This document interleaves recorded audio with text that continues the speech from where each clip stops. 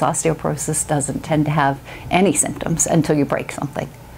And the most common places to get osteoporosis are in your spine, in your hip, and in your femoral neck, which is where when people break their hips, that's really what they're breaking, is their femoral neck. And the spine fractures, when you break your hip, absolutely you broke your hip. It hurts really badly. But for spine fractures, about a third of those will be painful, but there are a lot of women out there who've had fractures of their spine and never knew it because it wasn't painful. But it's not just about like your bone density that's important.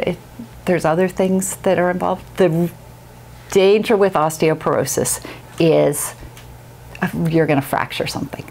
Because if you fracture something, you can end up in, if you fracture a hip, you can end up in a nursing home, you can end up in the hospital, you can die, right? So we want to prevent you from fracturing and measuring your bone density, and we identify that you're going to be at risk to fracture something. So we want your bone density to be good, but we also want you to do other things that are going to prevent your fracture. So increasing your muscle mass, increasing your balance, avoiding super simple things. There was one study that showed the most effective thing to prevent a fracture was to get rid of area rugs in a patient's house, because then they weren't going to trip over the area rug and fall and break something.